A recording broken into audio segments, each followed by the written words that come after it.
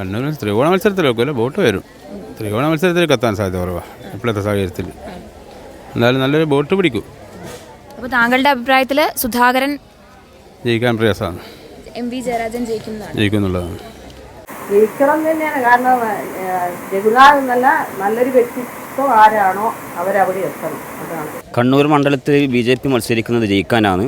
അപ്പോൾ ജയിക്കാനുള്ള ഒരു മത്സരം തന്നെയാണ്. ജയസാധ്യത എന്ന് പറഞ്ഞാൽ എൻ്റെ സ്ഥാനാർത്ഥി ജയിക്കുമെന്ന് പറയുമ്പം മറ്റേ തോക്കുവല്ല ചെയ്യുക.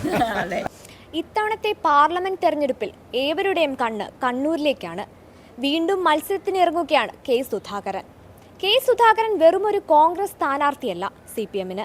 മുഖ്യമന്ത്രി മുതൽ സാധാരണ പാർട്ടി അംഗം വരെ ഒരുപോലെ മുഖ്യ ശത്രുവായി പ്രതിഷ്ഠിച്ചയാൾ. ഇനി ആ UDF-ലെ കരുത്തിനെ നേരിടാൻ യോഗ്യനെന്ന നിലയ്ക്ക് ജില്ലാ സെക്രട്ടറിയെ തന്നെ CPM ഗോദയിലേക്ക് ഇറക്കി. ജയം ഇരു പാർട്ടിക്കും അഭിമാന പ്രശ്നം തന്നെയാണ്. മത്സരം ത്രികോണ മന്ത്രത്തിലേക്കെന്ന പോലെ BJP-ക്കായി ഗോദയിലേക്ക് ഇറങ്ങുന്നത് കോൺഗ്രസ് വിട്ട C രഘുനാഥനാണ്. ആരെ തുണയ്ക്കും ഇക്കുറി കണ്ണൂർ? നമുക്ക് കണ്ണൂരിലെ ജനങ്ങളോട് തന്നെ ഒന്ന് ചോദിച്ചറിയാം.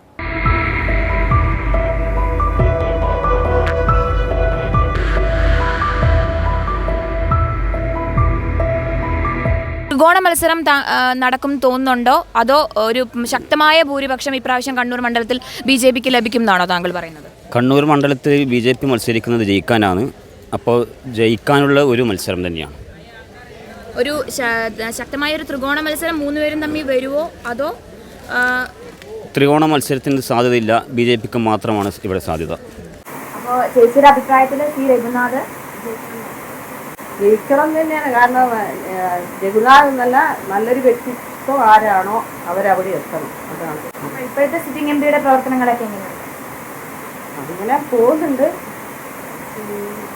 നമ്മുടെ ഇപ്പോഴത്തെ നിലവിലത്തെ സാഹചര്യം അനുസരിച്ചിട്ട് BJP-യുടെ സ്ഥാനാർത്ഥിക്ക് എത്രത്തോളം ഒരു സാധ്യതയുണ്ട് നമ്മുടെ കണ്ണൂർ മണ്ഡലത്തിൽ?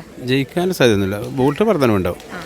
കഴിഞ്ഞ പ്രാവശ്യത്തെക്കാളും കഴിഞ്ഞ പ്രാവശ്യം 60,000-ഓളം വോട്ടുകളാണ് അദ്ദേഹത്തിന് കിട്ടിയിട്ടുണ്ടായിരുന്നത്. അപ്പോൾ അതിനേക്കാളും ഉയരും എന്ന് നിങ്ങൾക്ക് തോന്നുന്നുണ്ടോ? ഒരു ത്രികോണ മത്സരത്തിലേക്ക് കണ്ണൂർ മണ്ഡലം പോകുമെന്ന് തോന്നുന്നുണ്ടോ? കണ്ണൂർ ത്രികോണ മത്സരത്തിലൊക്കെ വോട്ട് വരും. ത്രികോണ മത്സരത്തിലേക്ക് എത്താൻ സാധ്യത കുറവാണ് ഇപ്പോഴത്തെ സാഹചര്യത്തിൽ. എന്തായാലും നല്ലൊരു വോട്ട് പിടിക്കും. അപ്പോൾ താങ്കളുടെ അഭിപ്രായത്തിൽ സുധാകരൻ ജയിക്കാൻ പ്രയാസമാണ്. MV ജയരാജൻ ജയിക്കുന്നുള്ളതാണ്. നമ്മുടെ സിറ്റിംഗ് MPയുടെ മണ്ഡലത്തിലെ പ്രവർത്തനങ്ങൾ എങ്ങനെയുണ്ട്? MPയുടെ പ്രവർത്തനം പൊതുവെ അദ്ദേഹം KPCC പ്രസിഡൻ്റായതിനു ശേഷം ഈ മണ്ഡലമായിട്ട് അങ്ങനെ നേരിട്ടൊരു ബന്ധപ്പെടൽ വളരെ കുറവാണ്. പക്ഷേ പ്രധാനപ്പെട്ട രണ്ട് സ്ഥാനാർത്ഥികൾ, അതായത് MV ജയരാജനും സുധാകരനെയും നോക്കിയാൽ ഈ പാർലമെൻറ്റ് മണ്ഡലത്തിൽ സുധാകരനാണ് പൊതുവെ മെജോറിറ്റി കിട്ടുക. രണ്ടുപേരും നോക്കിയാൽ, ഞാൻ അങ്ങനെയാണ് പറയാൻ പോകുന്നത്, രണ്ടുപേരും നോക്കിയാൽ ഉള്ളത്. പക്ഷേ ഇനി ഇലക്ഷൻ്റെ വിധി എന്താണെന്ന് പറയാനും കഴിയില്ല, നമുക്ക് പറയാൻ കഴിയില്ല. സുധാകരൻ്റെ പ്രവർത്തനം മണ്ഡലത്തിൽ തീരെ പോരാന്നാണോ അപ്പോൾ താങ്കൾ പറയുന്നത്? അതെ. എന്താ? അതായത് കേന്ദ്ര സർക്കാർ പ്രഖ്യാപിച്ച ഒരു കാര്യങ്ങളും വികസന പദ്ധതികളും ഇവിടെ എത്തുന്നില്ല. അത് ഒരു വലിയൊരു പരാജയം തന്നെയാണ്. ജയസാധ്യത എന്ന് പറഞ്ഞാൽ എൻ്റെ സ്ഥാനാർത്ഥി ജയിക്കുമെന്ന് പറയുമ്പം മറ്റേ തോക്കുവല്ല ചെയ്യുക. എന്നാലും പിന്നെ അങ്ങനെയല്ല, അവർ തമ്മിൽ മൂന്നുപേരും തമ്മിൽ ശക്തമായ ഒരു ത്രികോണ മത്സരം നടക്കുമോ, അതോ BJP-ക്ക് ശക്തമായ ലീഡ് കിട്ടി? തന്നെ ത്രികോണ മത്സരം തന്നെയല്ലേ? ത്രികോണ മത്സരം തന്നെ.